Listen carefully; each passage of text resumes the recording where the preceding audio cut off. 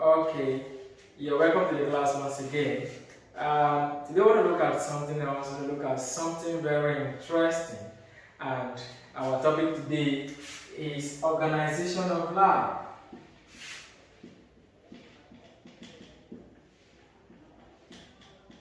So, we want to look at organization of life. Okay, and so we're going to look at how life is formed or organized.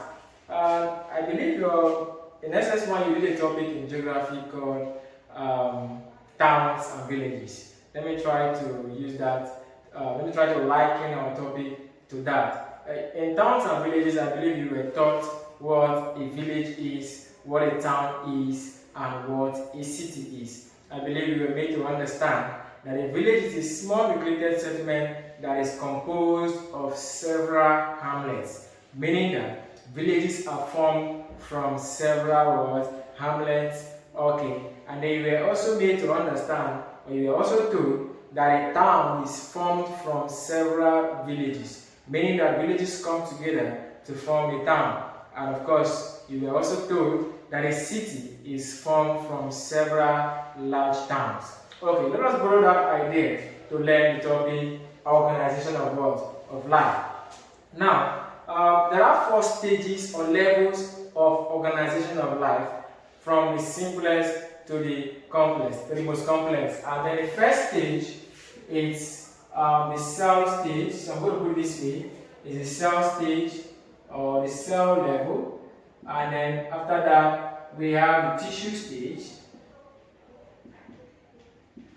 And then from the tissue stage, we have the organ stage. And then finally, we have the system stage. So the system stage. So the cell stage is the first level. The tissue stage is the second level. The organ stage is the third level. And then the tissue stage is the fourth level. Okay, so we are going to look at them one after the other. We are also going to look at the examples in animals, examples in plants. Are you ready? Okay, let's continue. So the cell stage. So what is a cell? We talked about the cell in our previous topic. We said that a cell can be defined as a structural and functional unit of what? Of life. Meaning that the cell is the basic unit of life. The cell is the simplest form in which life exists. Okay, so the cell is the simplest form in which life exists. Meaning that there won't be any life without the cell. So the cell is the basic unit of life. But it may interest you to note that some organisms are composed of just one cell, while some are composed of more than one cell.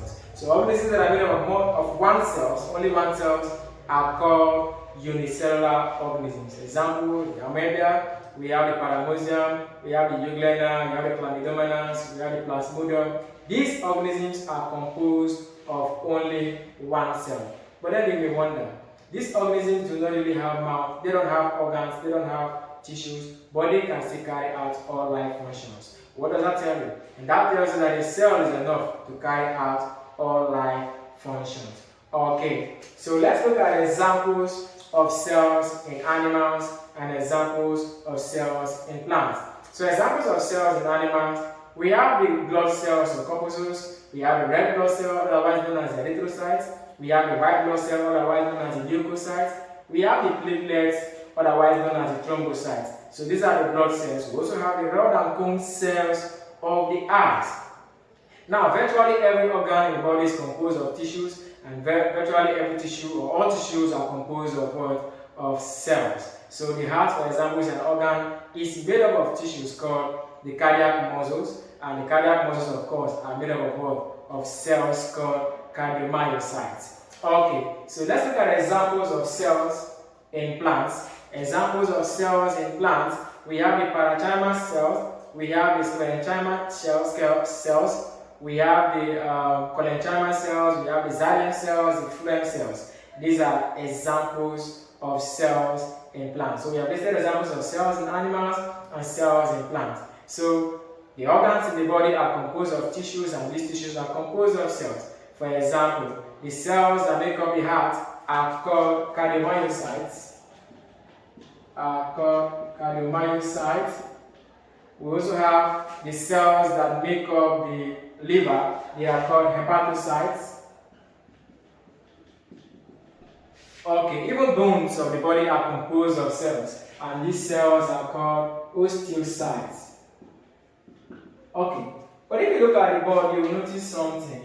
There is something in common among all these names I mentioned, and that is it ends with the suffix "site."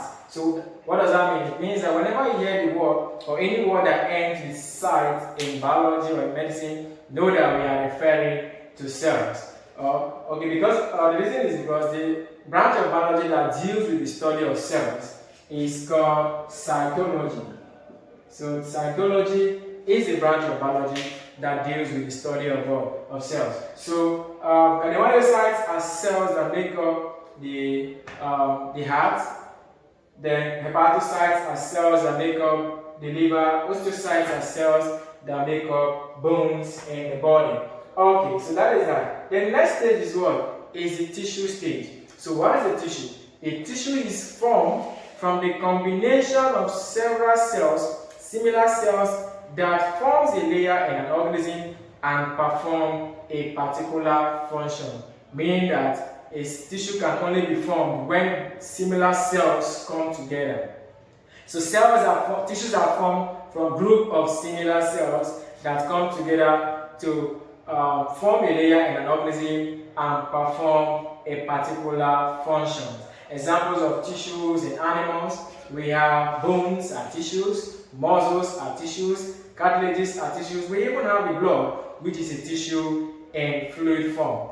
Okay, examples of tissues in plants: we have the parenchymal tissue, we have the collenchymal tissue, we have the xylem tissues, we have the sclerenchymal tissues. Now remember, I mentioned the parenchyma, collenchyma when talking about examples of tissues in plant. We have the parenchymal cells. When talking about examples of cells in plant, we have the parenchymal cells that make up the parenchymal tissues. We have the sclerenchymal cells that make up the sclerenchymal tissues. We have the collenchymal cells that make up the collenchymal tissues. So these are examples of tissues in plants. So we have the collenchymal tissue, parenchyma, sclerenchyma, xylem tissues. Okay. So that is how. Remember, tissues are formed from group of cells. So group of similar cells must come together to form a layer. A layer is like a mass. So they come to, apart from the blood, which is in fluid form, every other tissue in the body of animals are actually in kind of solid form. So they form a mass, they form a layer. These cells must come together to form a layer to make up what we call the tissue. Okay, okay, the next stage is the organ stage. Yeah, what? The organ stage. Rather. So the organs are formed from group of similar tissues that form a layer in an organism and perform a particular function. Meaning that an organ cannot be formed if tissues don't come together. So tissues or group of similar tissues come together to form a layer in an organism. These tissues must perform a particular function. So examples of organs in animals: we have the heart, we have the brain, we have liver, even the skin, which is the largest largest organ in the body. The liver is the largest internal organ in the body. The intestines are all organs. Now these organs are made up of or composed of what? Of tissues. Let's take the heart for example. The heart is an organ that is made up of tissues called the cardiac muscles. The cardiac muscles are divided into three major parts. We have the endocardium, we have the myocardium, we have the pericardium. So we have the endocardium,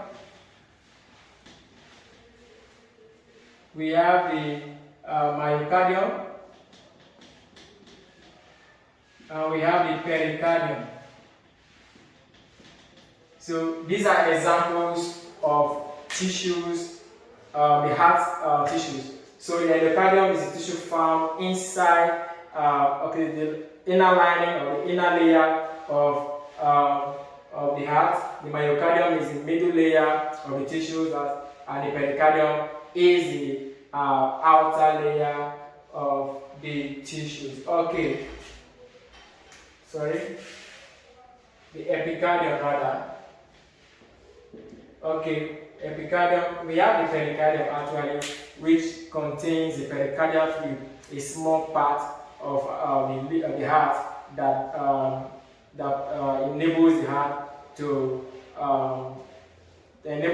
to carry out its contraction and relaxation. That's the beating.